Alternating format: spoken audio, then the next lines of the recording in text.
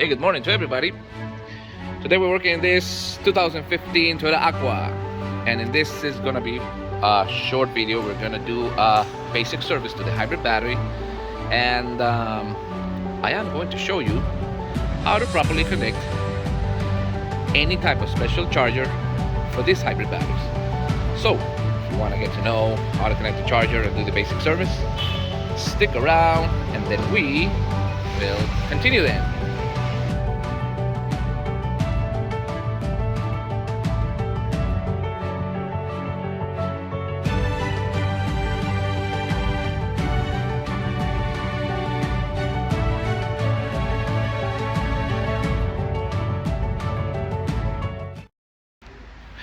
Alright, so I already hooked up the scan tool. Let's take a quick look. Zoom in. Alright, let's take a quick look. First data, and of course question, why is the customer coming to service the battery? Well, look at what's happening over here. Now, this battery is not in bad condition, alright? We did, let's go to history for a moment. We did a health test report, which is gonna tell us the approximately state of health of the battery, giving us a 81.84%, saying that it is in good condition. Okay, but look at what's happening over here. Look at the temperature of the modules in the middle of the battery compared to the other one. So we are almost 5 degrees of difference, and this is exactly what damaged the battery in time and bring the battery unbalanced. Why? Because of course thermal stress affecting more the batteries in the middle than the ones on the sides. So we're gonna do a basic service and connect it to the machine to rebalance. Hi. Okay, so as you can see, this customer came just for basic servicing. Every once a year probably is that I can recommend to do this type of service. Remember, these vehicles, Toyota hybrid, nobody does the balance of the modules, so somebody has to do it. In this case, this gentleman over here. We're going to take out the battery, we're going to do the proper service, we're going to rotate the modules for obviously reasons you already know in the previous videos, and we're going to connect it to the machine for 24 hours. We're not going to cycle, we're just going to rebalance. Just using one charger, but anyway, connecting chargers, any type of charger that you want to use, it is exactly the same. So we will continue them. Okay guys, one thing before we disassemble this hybrid battery, let me just remind you one thing. The main reason why we're doing this service, of course, the different temperature of the modules. Remember, the ones in the middle get way much more warmer than the other ones. Okay, I don't know why, but you might see in some YouTube videos, some guys, some technicians, some no technicians, taking out the batteries and putting all these temperature sensors in the middle in order to command the fan, to keep the battery way much more cooler. Do not do that. Remember, the temperature, just one temperature sensor detects that the battery is overheating, it's still going to trigger the fan. But then how are you going to know the real condition or the different temperature between the modules? So when it comes to Prius, when it comes to Prius C or Aqua, don't put the sensors in the middle. Put them in the position that they are supposed to be, so you will notice when your battery, when your modules in the middle are suffering more thermal stress than the other ones. All right, so keep that in mind. So what I'm going to do, I'm going to take out this battery, service it, and then connect it to the charger. So we will continue then. See you then. I'm not going to show you how to take out the battery because I have many videos about that. So once I have the battery out, I'll keep showing you. Just a quick reminder before we continue is, all right,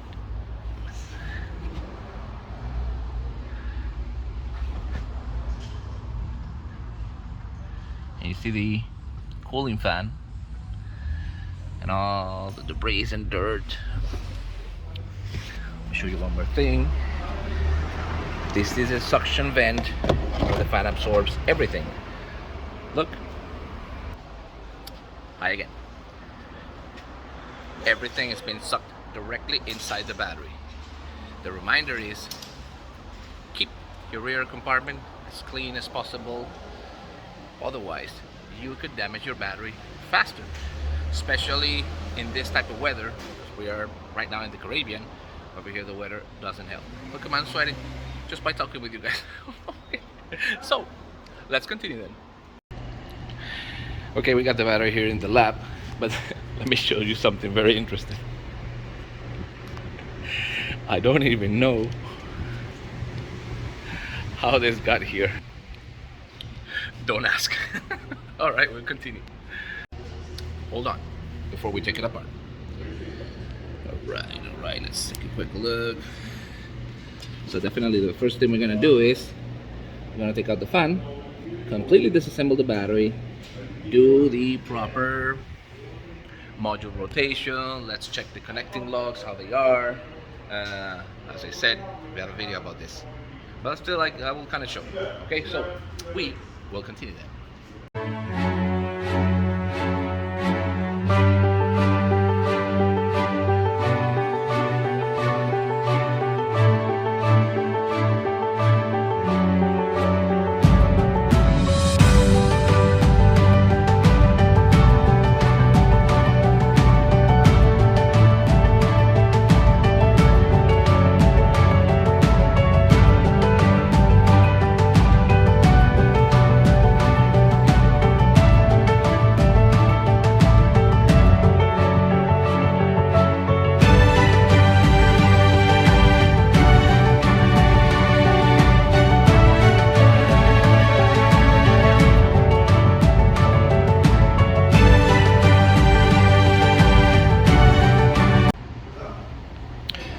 Okay, we just finished to rotate the modules.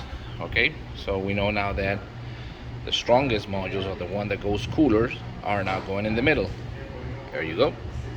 So the ones in the middle are now on the sides. Okay, that's one thing. But look at this very interesting thing that's happening over here. Look, this is supposed to be over here, right? So what do you expect? Me to step on this and push it down? You don't want to do that. The reason is because these batteries, when they are in operating temperature, they used to swell a little bit, and that could also happen in time. They start to get a little higher resistance than it was supposed to be. So what we're gonna do is step on it. Put a belt on it? No. We're gonna do. This is a cold environment, and we're gonna leave it there close to the fan for probably an hour, a couple of hours, and let the battery cool down, and the swelling should go away by itself. Okay? Don't try to push it. I mean, you can push it, you can force it in order to close, but you shouldn't, because remember, those are gases inside each one of the modules, and absolutely all of them. Because as I said, the battery wasn't operating temperature. They used to swell a little bit.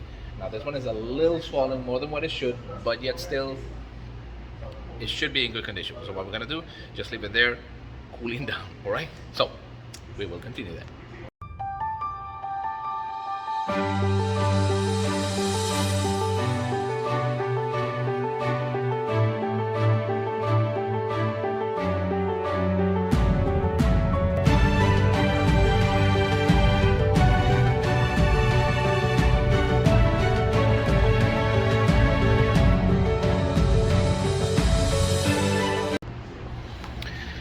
Alright, it's been a little over 2 hours since I was letting the battery cool down in order to assemble the frame with my hands.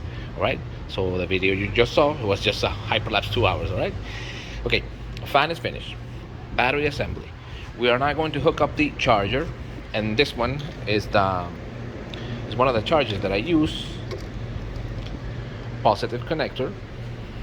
It's gonna go directly in the main positive of the battery, and then of course the negative connector is gonna go in the main negative of the battery. Okay, right now it's fully safe to work, okay, because there's no service plug. And then we're gonna hook up the battery, the charger. Hi. We're gonna leave it charger for about 24 hours in order to rebalance the battery in voltage. I could say when it comes to capacity, they are fine, because we're talking about the battery is over 81% of state of health. So we could say that it's fine. What we're gonna do is we're gonna connect the charger. I'll show you the charger that I'm using, but depending on the type of charger, as long as you inject a little more voltage than what the battery uses, it's fine. So let me just connect it and I'll show you. Okay, service plug ready.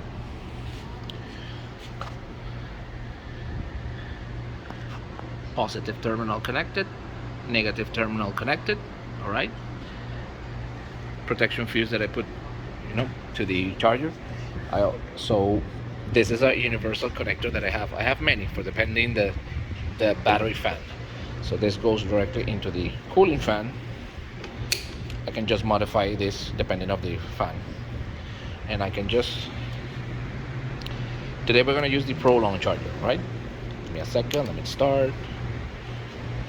All right. So this is the actual voltage of the battery, and we are injecting 0.05 or 0.3. It oscillates. This allows me to rebalance the battery by injecting more voltage, reaching its maximum state of charge without overheating. Jose, tell me that in Spanish. Tell me that in English. Okay. If you overcharge the battery with a lot of current, of course the battery is gonna overheat pretty much. But if you inject tiny little current, more voltage, but little current, the battery will reach its maximum state of charge, and the heat that is supposed to produce once the battery is fully charged, it will simply be dissipated when it comes in temperature, but the battery doesn't suffer at all. And unless you're using a battery with high internal resistance, yes, they usually get overheated very much. But in this case, when we talk about a good battery, you can simply charge it with, like in this occasion, we're using the Prolong, because remember, the Prolong allows me to charge collectively, okay, all of them. And at the very end of the day, like 24 hours from now, we're talking about tomorrow, okay, all the modules should be imperfectly balanced. The cooling fan connected over here, I can feel the air coming right here in the gas right now, so I gotta put the cover. It allows me to dissipate all the heat produced from the few cells that reaches the maximum state of charge faster than the other one. Okay, so once we do this, after 24 hours, we need to hook up the battery again in the vehicle, warm it up, and do a next state of health check, and we will see. Okay, so we will continue that. Hey, just a quick reminder, guys. Remember when we were talking about the temperature sensors of the modules, right? We have, in Toyota usually uses one, the intake. Okay, it measures the temperature entering the battery, and these are the 3 outlet temperature sensors. So this one tells you the temperature of the module, at least where it's located approximately. Remember that I told you, you might seen in some YouTube videos some guys like doing this and putting all the temperature sensors in the middle, and this one too, moving to the middle. Don't do that. Remember, just give me a second. Okay, look at this. 1, 2, 3. If the battery, any of these modules get overheated, the fan is going to blow harder, of course. So it doesn't matter if you put them all in the middle or not. But what happens if you put all in the middle and suddenly you have one over here overheating, high internal resistance? You don't know. So how are you going to measure that? you're gonna sense the temperature in the middle, and in the scan tool where you're reading, these are fine, but the real thing is that this one could be burning, so you definitely don't want to do that. Your temperature sensors go where they belong. Okay, the temperature sensor will be here, as accurate. They should be all equal, as long as you have a proper ventilation, the fan is good inside the battery, the air gaps are fine. Okay, I hope you get this tip. Okay, and to all of you guys in YouTube that you put in all these sensors together, you don't know what you're doing. All right, so please don't do that. Okay, so the battery is fully connected. We're gonna wait 24 hours. So after 24 hours, we're going to assemble, put it back in the vehicle, next state of health test, and that should be it. So tomorrow we'll be there. Let me remind you guys, we have a new Instagram page, Hybrid Solution Diagnostics. So if you like our videos, don't forget to like and subscribe. Hit that red button here in the YouTube channel and follow our new Instagram page. All right, in our Instagram page, you have access directly for messaging if you want to have any questions, any doubts. One of the things I do is online consulting too. Okay, so we're getting a little more active now when it comes to social media. So before we continue, I wanted you guys to remember that social media in Hybrid Solution Diagnostics are now fully active, and then we will continue them. Okay, let's talk about the chargers. This charger injects a little over 180 volts, which is a little over maximum voltage for this hybrid battery. I also have the same Prolong, but for Prius, that injects a little over 250 volts. That allows me to fully charge 201.6 to almost 240 volts the Prius. You can also use, there are many types of the CQ battery, and there are many brands. The point is, when you're charging a high voltage battery, it doesn't really matter the type of charger you use. If you're using like a collective charger that this one charges, as I said, collectively, or using, for example, the CQ battery that's supposed to charge individual, it doesn't matter. As long as you inject low current, there is absolutely no problem. Now, why am I saying this? Because I also see in the comments, I also see messaging, people even calling me that don't use this type of charger, don't use that one, don't use this one because that will damage the battery. As long as the charger injects low current, low amps to your battery, nothing is gonna happen. All right, so those are just myth that this charger damaged, this other one damaged. All right, just make sure do not exceed the voltage, okay, and nothing could happen. Like, for example, this one could work for some Toyotas, it could work for some Hondas, it could work for some Nissans. Depend on the setup that you do. As long as the voltage doesn't exceed too much, it doesn't matter. It will work. It will properly work. It will properly charge your high voltage battery, because remember, you're injecting low current. Remember, not about voltage, current, amps, how intense you're injecting current. You could overheat it, you could blow it. All right, so you don't want to do that. You want to inject very tiny low current, or let's make it in other words, slow charge. It takes hours and hours charging. Yes, you're injecting voltage at a very, very low rate of current.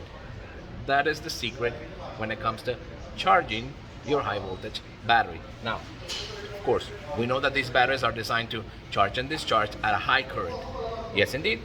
But for example, if you're charging a lithium one, you cannot do that because you don't have the cell balancing system active, and you cannot overcharge it because it could swell and damage the individual cells. So you don't want to do that, all right? So you gotta be careful. Now this tolerates a little bit better the temperature and the heat when it comes to overcharging the battery. Yet still, that is the reason why we keep it in full ventilation. See? Air is blown. As I said, she reaches the maximum voltage, all right, it will lose the energy in heat.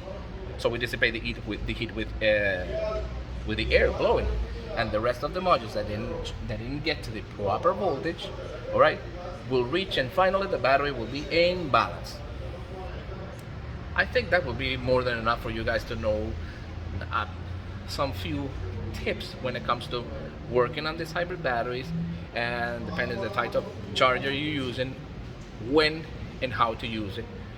Okay, so as I said, it doesn't matter the brand.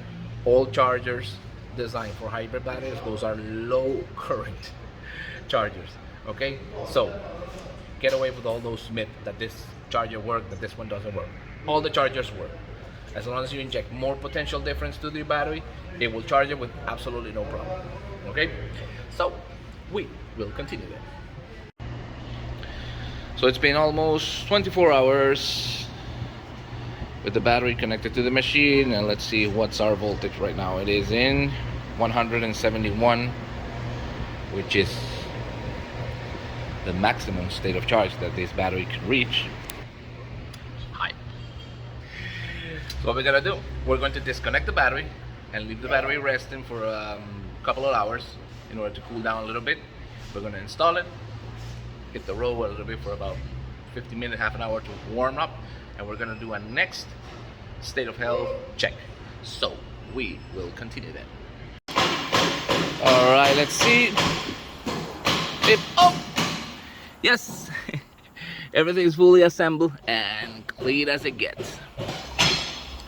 So what we're gonna do now, we're gonna do a state of health checking, or what you call the life expectancy test, which is we're gonna load the battery from its maximum state of charge to its minimum. But before doing that, I gotta warm up the vehicle for a little while, right? So we will continue then. Okay, look at the battery reaches 77%, which charging it manually, taking it to 77%, 78%, it's actually what she got. It is a very good sign. So we're gonna wait like over 15 minutes to finish the test. We will continue then. I said it was gonna be a short video, but you know, explaining, giving you guys more details, not easy. Remember, subscribe, that little red button over there, press it over. You gotta support the channel. Okay, we'll continue then.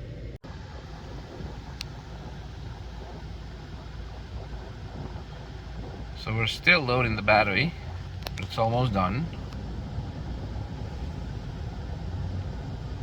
Let's see, there we go. Battery pack has estimated 87.20% capacity left. Is in good condition. All right, so we restore the battery from 80% to 87%. Okay, just by simply cleaning all the connecting lugs, rotating the modules, make sure the temperature, make sure the resistance between all the connectors it's restored. Okay, we didn't do any type of cycling the battery, nothing. We just connected for 24 hours to the charger in order to rebalance in voltage all the modules, and we restore almost 10%, which is pretty much acceptable. Okay, so this battery is doing fine. Remember, we're doing the test in operating temperature. If you do this test with the battery recently charged at 100%, you might gonna get 105%, 106. No, don't do that, because that's not true. You gotta leave the battery fully warming up to operating temperature, otherwise the test won't be accurate. Okay, so this is what we call a basic service to a battery, to a hybrid battery. No recondition, just basic service. The reconditioning process, we're gonna do a video, a very in-depth video about that in our masterclass, doing a fully cycle. But that's gonna be a very long video, because there is a lot to explain when it comes to details and those things.